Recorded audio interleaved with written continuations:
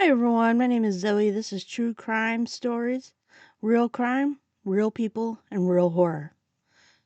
We're just going to get right into it tonight, and we're going to step into the mind of a killer who smiled while he hunted.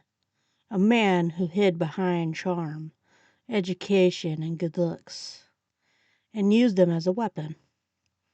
This is the story of Ted Bundy. Ted Bundy wasn't the monster you'd expect. Born in 1946 in Burlington, Vermont.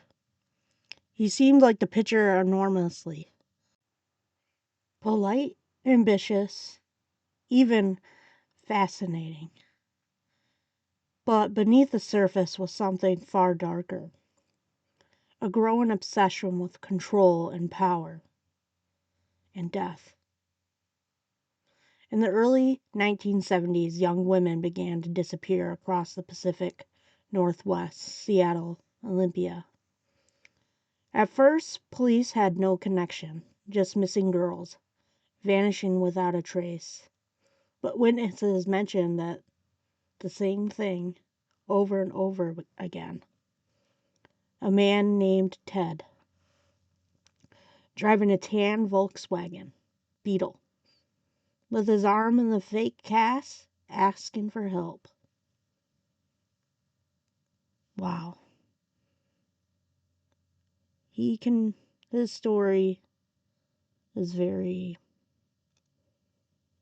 harsh, and what this man did is beyond sane, if I should say. Bundy's method was chilling. Simple, he faked weakness to prey on kindness.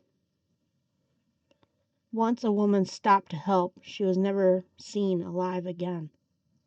As the bodies began to surface, the horror deepened. Many victims were found in the remote, wooded areas, but brutalized, their lives stolen by someone who looked like never hurt a soul in his life. But Ted Bundy didn't stop there. He crossed state lines, leaving trails of terror. Washington, Utah, Colorado, and eventually Florida. He changed names, escaped custody, and even represented himself in court. Tried to get himself out of the issue he's in.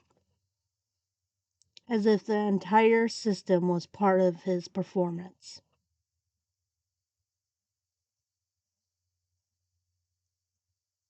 In 1978, Ted Bundy rampage reached its final act. He broke into Chi Omega sorority house in Florida State University, attacking 4 women in middle of the night. 2 of them were never woken up. That brutally finally brought him down. Ted Bundy was captured, tried and sentenced to death. And even then he smiled for the cameras. What monster. What a monster. He was sure enough a monster. On January 24th, 1989, at Florida State Prison, Ted Bundy met the electric chair. Crowds were outside cheering for him to be taken out. Some held signs that read, "Burn, Bundy, burn." But even in death, his story refuses to fade. Because the Ted Bundy's shadow in a dark alley, he was the man next door, the one who smiled, the one who helped carry your groceries, who looked completely normal, and maybe that's what makes him the most terrifying of all.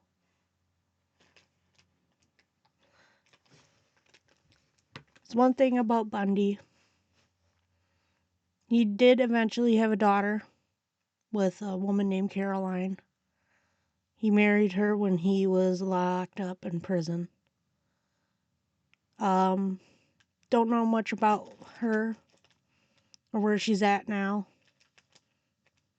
but it's a good thing the monster was put down, because that's some horrifying stories of what he done to those women. I hope you guys enjoyed this episode. Thanks for listening. The True Crime Stories. Until next time, stay safe and stay curious.